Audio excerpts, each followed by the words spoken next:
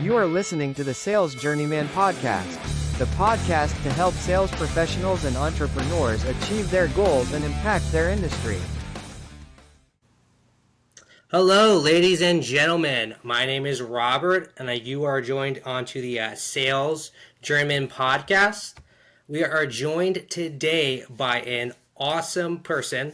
His name is Ben Edson, and he is the founder of the Edson Agency. And in 2024, his agency did over $1 million in sales with 100 new members onboarded. I can say I've been on his team. He is a great leader. He's a killer salesman. And honestly, he's just a chill guy. Thank you, Ben. Thanks for joining us. Yes. The last moniker being by far the most important. I know, right? So I think the day of the chat is here, where just being like a chill guy, like that's the new like sales atmosphere. The hard close is kind of like over with. So, but no, that's awesome. But I think you're 100% right. And having way, it feels like many lifetimes ago been in that kind of atmosphere. I'm thankful that the buying public has sort of demanded this evolution of how to be sold to, which is, dictated that we have to change our behavior. So yeah, I feel like because I'm a nerd into the sales training videos, I feel like there's been a little bit of a cold war going on between like Andy Elliott and Jeremy Minor. Like they take shots at each other on Instagram, and honestly, I will say this from my perspective, what I've seen, a lot of it comes kind of from the Jeremy Minor side. Like he's a real nice guy, but he's a bit of a he'll critique Andy Elliott's videos. So we'll start a fight. Yeah. He has a small army backing him up, so I'm gonna put money on Uncle Jeremy, as I like to call him. Yeah, I think Uncle Jeremy's guys would win in a sales context, but Andy Elliott's guys might actually kill all 7th level guys. Yeah, that's true. They're jacked, no 6-pack or you're fired. I just feel like that group is a group I wouldn't want to meet in a bar somewhere, in my personal opinion. No doubt. Well, hey Ben, let's just talk a little bit about you. Can you kind of share a bit of your personal journey of how you got started? Let's just start at how you got started in sales in general, and then kind of move into what led you to the insurance industry. Sure. Yeah, I mean, I think that when my journey into sales started with just a desire for flexibility.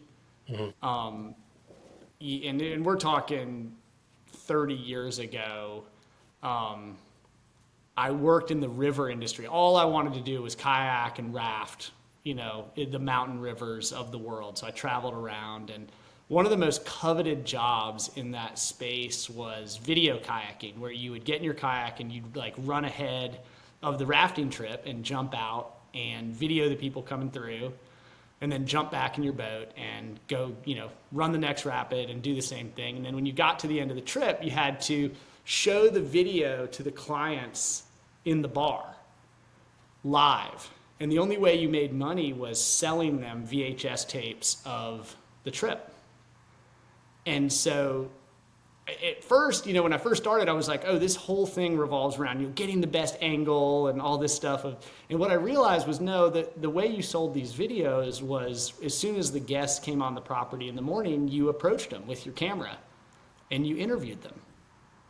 And you asked them where they were from, and you shot pictures of their license plates and stuff to put in the videos, and, and talk to their kids. And that was like, I guess that was just the origin of understanding that sales is really all about ego, and it's not the ego of the salesperson. In fact, that's the salesperson's biggest Achilles heel, right? It's the ego of the client and being able to find out what that is and open it up, with questions. And so that was seasonal work. And that denoted that I had to do something in the winter. Mm. And right when rafting season in West Virginia ended, I'm from Virginia, but right near West Virginia, the rafting season would end right around Halloween. And one of the side gigs I found was selling Christmas trees. Started right before Thanksgiving and ended right at Christmas. And you'd make a pretty good chunk of money, right? And so I went to Austin, Texas, and worked for this guy who had been moving Christmas trees from the mountains of North Carolina to Texas for like 2 generations. You know, his family had been doing this. And that was the first time I actually got like a lesson from somebody else in sales. Mm-hmm. This guy, he was a millionaire. He had made millions of dollars selling Christmas trees. This guy was rich. Oh, wow. He was very hands-on, and he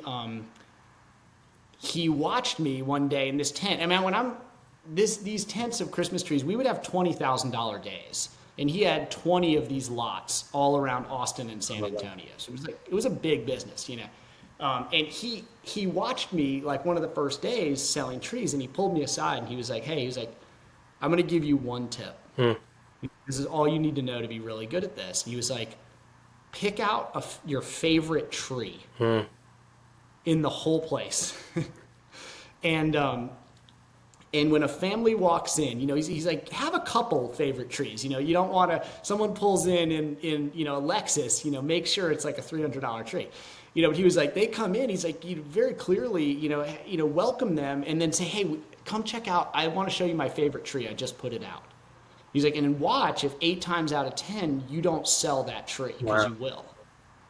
And that kind of compiled onto what I'd learned, you know, selling these videos to tourists, which is that you got to go for the ego, but it's also all about having some calm certainty about what you're selling.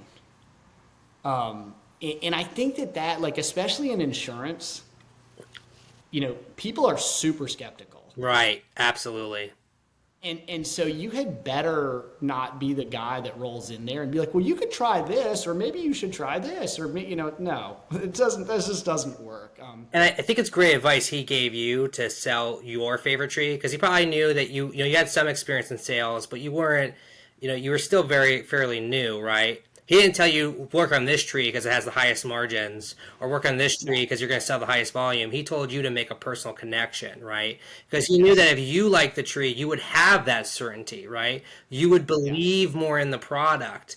And I think that's really a statement of the character of that man, to tell you that, because what do most business owners want you to do? They want you to sell the highest margin, make the biggest sale, focus on this. But you were able to make that emotional connection. And we think about trees like, oh, it's a tree, but there's a deep emotional connection to a Christmas tree. It's a family thing. It really is an emotional buy. There's no you're going to have it in your house for maybe a month, maybe 2, maybe you'll put it away in March because you're lazy like me, but it's only staying in your house for so long. So it really is an emotional sale, and people don't always pick that up. So that was really great advice for him to give you as a newer sales rep.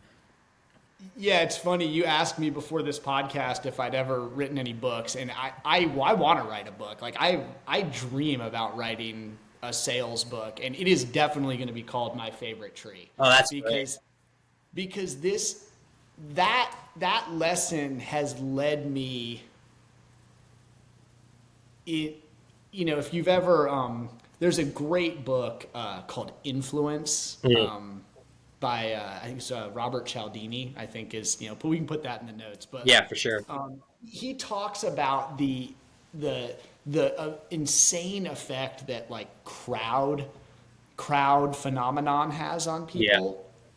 Yeah.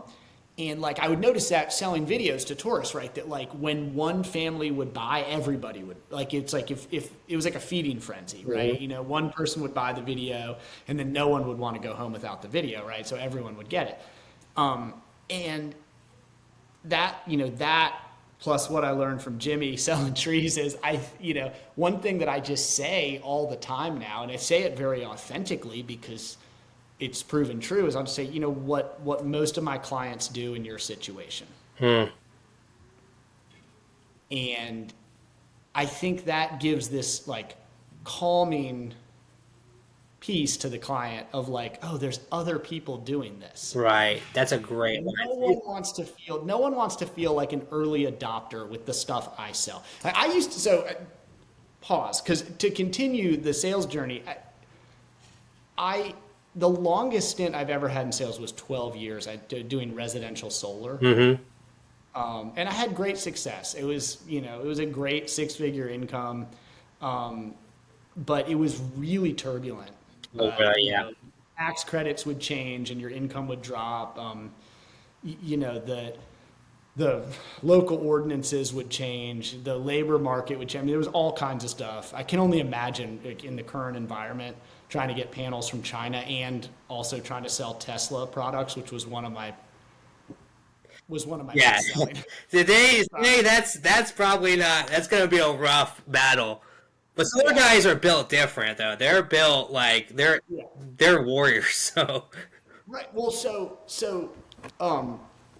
in solar, it was early adoption was okay. In fact, there was this whole camp of people that wanted to be the first person to have XYZ, whatever it was, the solar roof, the in-home battery, the new car charger, But in insurance, man, no one wants to be the early adopter. People want to do something that is rock hard, like steady.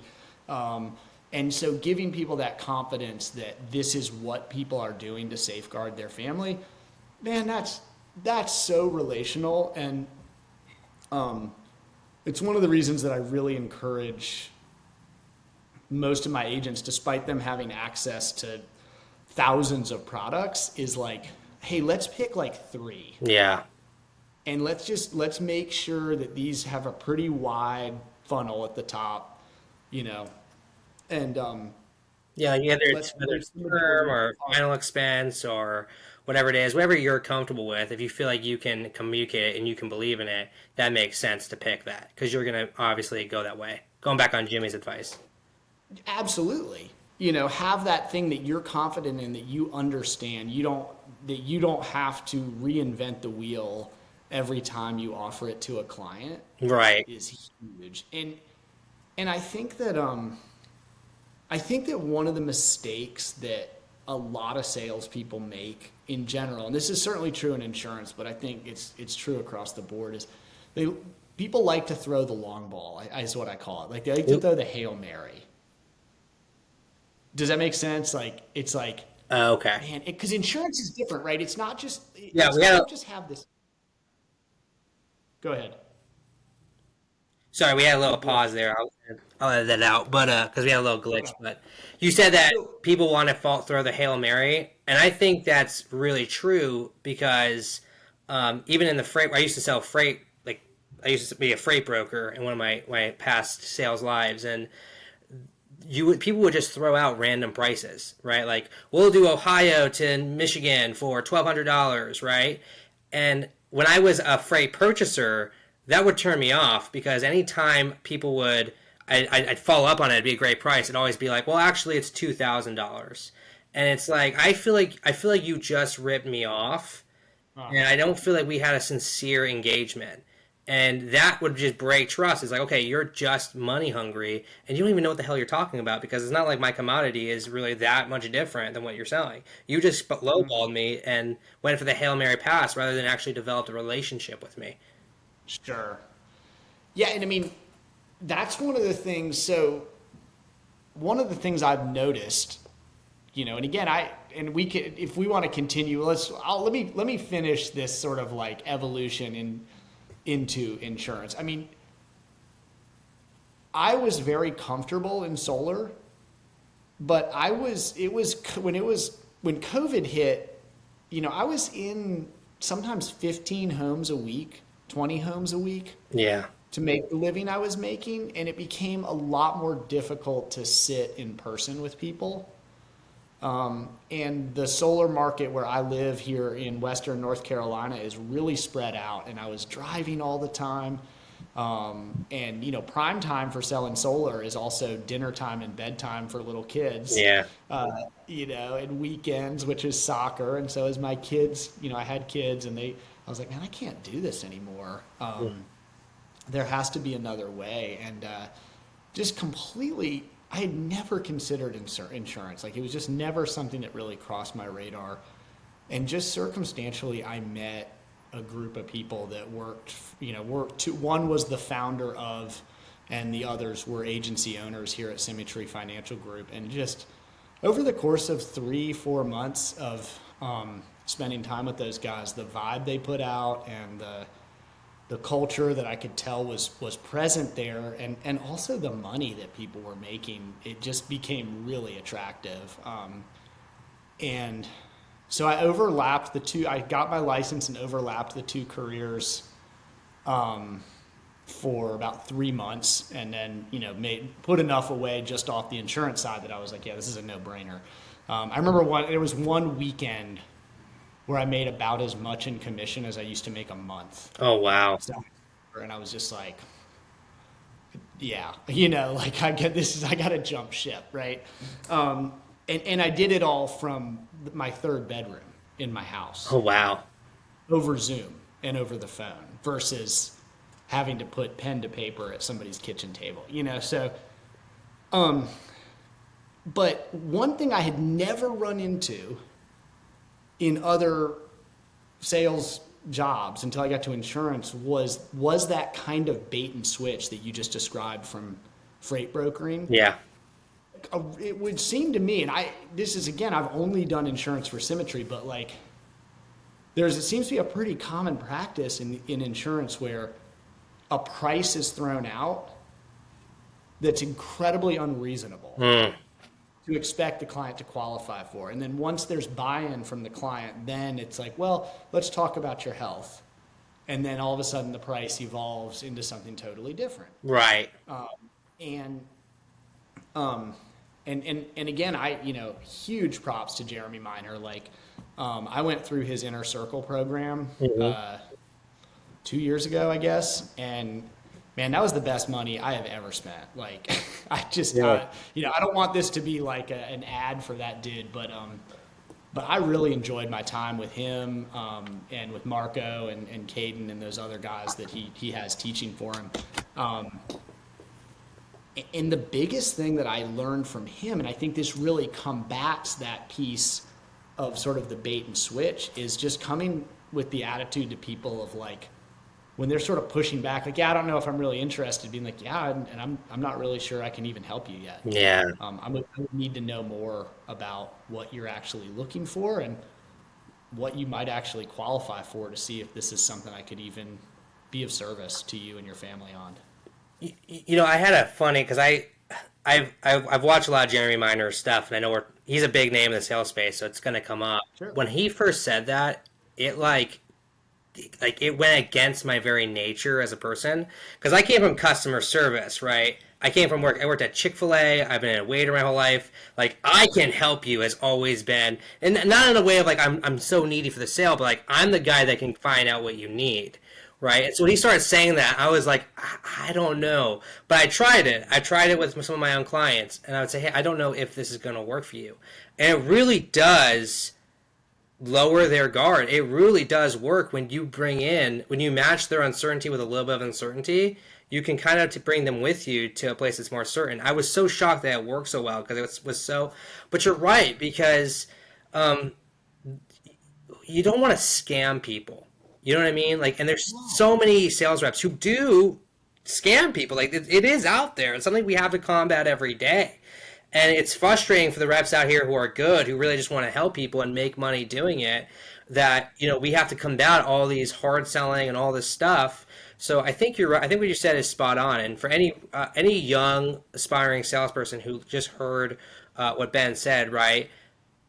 I know it's tempting because you're new and you need to make money, but doing things right the first time and doing things that are ethical, that's going to put you so much far above the competition. Because at the end of the day, if you're ethical, you're the right choice. I don't care what it is. I don't care if your product isn't even as good as the other product. If you as a sales rep are ethical, then you're always the right choice, because you don't know what your competitors have out there. So, yeah. And if we can expand on that a little bit more, I mean, and I don't, no regrets, right? But one of the things that I regret about the amount of time I spent in residential solar in the way that I did. Yeah. I'm glad I worked for the companies that I worked for, because I worked for very ethical small companies. I did not work for big national, kind of door knocking, mega companies, right? but I never had the chance to duplicate what I learned. Oh, okay. And put a team under me where I could have overrides and, an income stream. And that's something that insurance has offered me at a really high level. And so I will say, if you are that young guy or gal who is starting out, part of that leaning in on your ethics is that the day you begin your sales career is the day you start the culture of the sales organization you hope to lead one day. Say that again. I mean, the first day you start your sales career, I don't care what it is, that is the day you begin designing and, propagating the culture of the sales organization you hope to lead one day. Okay, so like day one, it's just you. But you are going to attract people to your team who act like you. That's really good. And if you are, if you are cutting corners, or if you are, not disclosing the full truth to your clients, guess what? The people under you are going to do the same thing. And then the ethics of that is going to roll up into your bank account, and it's going to not feel great, That's tremendous. I wish I had like a gong or something, or a sound effect, because that's what you just said. Anybody who's experienced who'd be listening to this will be like, yeah, 100%, right? If you're a person who doesn't prospect, or if you're a hard prospector, you're gonna get people who prospect a lot. If you're unethical, you're gonna get people who are unethical. If you're tactical and appropriately professional, you're gonna attract that. That is a really good point, Ben. I never ever thought of that before. And that is, I mean, again, to people that if you're just watching this, people who are just starting out,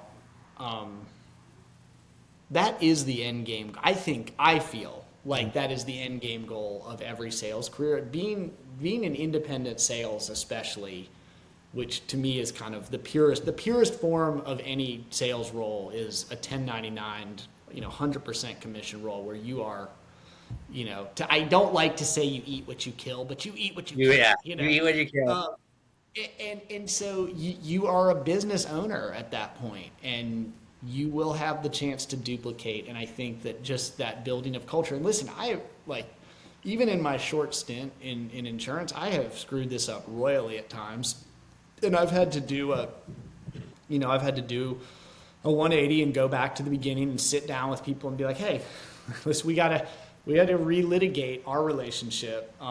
I know more now than I did 6 months ago. And so X, Y, and Z behaviors, that isn't going to work anymore. Right.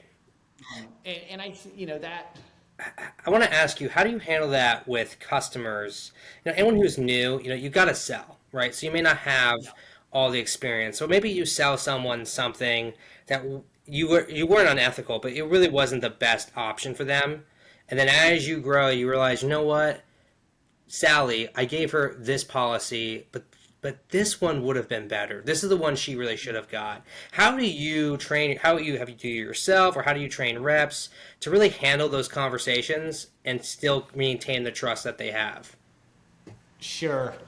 I mean, well, let me kind of switch gears for just a second in order to answer that. Yeah. For one thing, organizing your prospecting and your follow-up is so crucial. And when I interview people now, I say three. I have three non-negotiables, right? I need people that are outgoing, and within outgoing, I include gregarious, well-spoken, and presentable. And that none of that doesn't mean appearance-wise or anything. It just means that you got to be able to present yourself and put the first foot forward, because this is a relationship business, right? So it's does the client like you plus trust? Does the client trust you equals sale?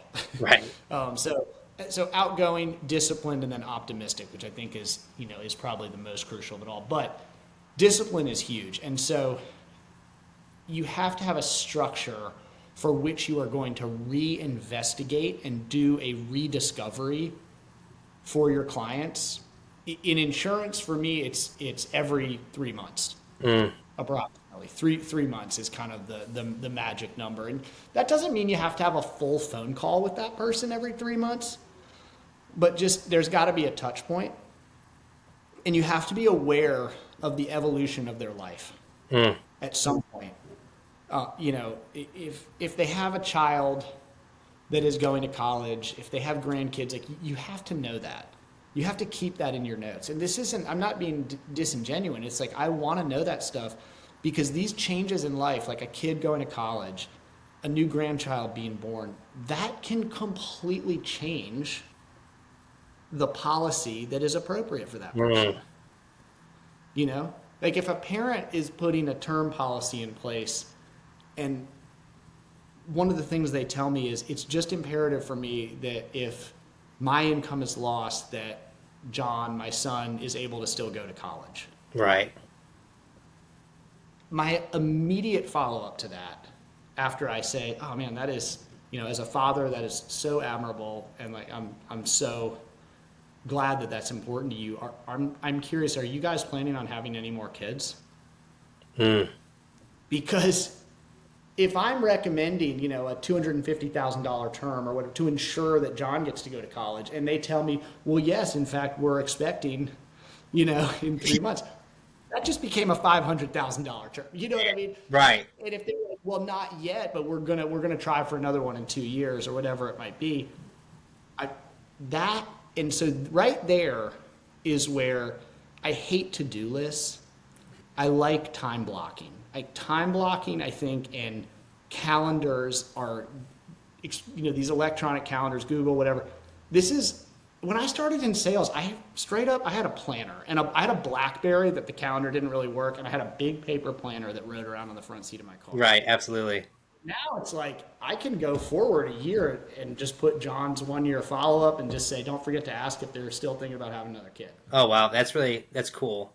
So it's kind of handled, it feels like, in just a daily process. It's like almost seamless. You've set yourself up to have those conversations in the future, so they're almost expect it. Sure.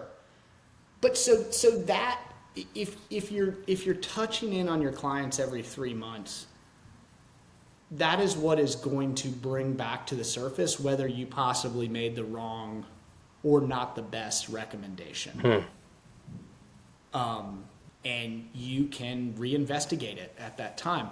I think insurance is a unique thing in this regard that time fades the memory. I talk to people all the time who already have insurance in place.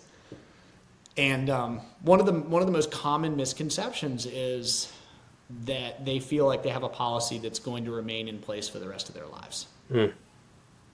And when we build the trust and the rapport for them to actually let me have a look at their policy, 60 to 75% of the time, it's a policy that is expiring within the next 10 years. Oh, wow. And I don't know whether that's time has faded the memory or whether they had a salesperson that wasn't totally genuine, but nonetheless, they are very often dismayed to find out that they will be uninsured at a time when they still want to be insured. And so I want to make sure that I touch in with my clients to, number one, remind them what they have and, ask them if anything has changed. And really often, when you do that habitually, that leads to referrals. And referrals, the level of, with referrals, it's like the level of trust starts 2 weeks in to the relationship with a cold client, right? Yeah. Like that level of trust is just so much higher. And so referrals are that's the sauce, Yeah. Everything you do you need to act in such a way that people are going to talk about you at the church picnic and that people are going to talk about you at the family reunion. Like, differentiate yourself. That's good. Please. Yeah, because, I like that you brought that up about referrals, because I wasn't even thinking that in my head. But I remember I worked for a previous company that I will not name that did insurance, and they were kind of a bit more, I would say, MLM type structured, they would go with you to visit your friends and family, and that was how they trained you, right? Won't be named. Yeah. But that's how they did it, and they were always really hard about getting referrals. And I was always wondering, like, why are they so hard on me getting referrals? And I realized it was partly because they also, I think, wanted to be the ones that could also pursue your referrals for them. And so, but referrals, I think, is something, the way you're describing it, is something that you can kind of grow into throughout the relationship. Because in my head, sometimes I think about insurance, like, well, I sold you a policy, there's really not much else I can sell you for the next 30 years if it's a term. Now that you, but that's mistaken, Yeah. like, because you know what, there is always something. Yeah.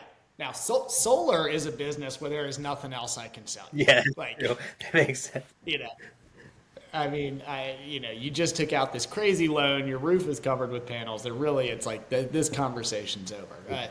But no, insurance is I think is actually sort of it's almost a never-ending relationship with the client. I mean, because and this is both the really sweet part about life insurance, especially, but also the kind of bittersweet piece is that if you stay in this business long enough, you're going to get to deliver a death benefit check to a family who your client passed away. And maybe you got to meet that family, in my case, virtually in the process of writing that policy. Or maybe you didn't, but you'd certainly had a relationship with the person who was insured. Yeah. And so at its core, like the most core source of referrals in my business are the people who your client named as the beneficiary. Because it was so important to them to sit down with you over the phone or over Zoom and sign up to pay money on a monthly basis for this set period of time or indefinitely to have a death benefit that goes to specific people. Well, then that's somebody that cares about their family and is invested in intergenerational wealth of some, and so obviously if their kids have kids, that's important to them too, and so on and so on and so on. And so we should be looking at our clients as we're doing them a disservice at the core of what they are asking us to do if we do not also ask to help their beneficiaries, be it their children, their spouse, whoever else. Oh, wow. That's really true. And for me, my personal methodology on that I teach my agents and that I practice is I slow play that. I take that very easy. That happens in the weeks following the policy being written. But I have a really good friend in this business who's absolutely one of the best guys I've ever met. And he insists on doing it right at the end of the appointment. And he gets results. And he does it very authentically. But, he's just very clear. He's like, hey, I want you to get your phone out. And we're going to put in my name as the insurance guy, right? So you put my name in as insurance guy. Okay? This way, if you pass, right, they're going to know that this is, Now, before you put your phone away, I want you to text both of your beneficiaries, your son and your daughter, my name. And say, hey, I just got this policy, And then he says, what I think is the best thing to do here also is that I give them a call and follow up with them. And is it okay with you when I have them on the phone if I just make sure they have the proper protection as well? And what are you going to say? No, don't ask them that. Of course they're going to say yes, ask them that. And so I think that our knee-jerk reaction as consumers is to not refer people out at that point in the game. But the truth is that if you ask in an authentic way, and you ask coming from a place of making sure, hey, I want to make sure that they are educated. And the way he actually says it is, who else in your life is important enough to you that you think would be valuable for them to have this same meeting that you and I just had? That's a great way. And when you hear it like that, it's like, Well, yeah, let me give you a couple names. No, my brothers are not important to me. No, my sisters are. No, yeah, you're right. Right. Like, yeah, if they said no, no one's important to me, you'd be like, well, then why'd you even buy the policy? Like, Right. Right. well, So, I want to switch gears a little bit, yeah. right? I kind of want to just kind of talk through. You gave us so much information as far as the journey goes, and taught us so much on the way. But I want to hit on some like key objections that I think people say when it comes to life insurance. And we've already talked to some about this, but Ben, I mean, what do you say when someone's like, "I got a rich dad; they're gonna pay for everything. I don't need life insurance." Sure. I mean, you know, objections are like the spice of life for me. I love just having circular conversations with people. So,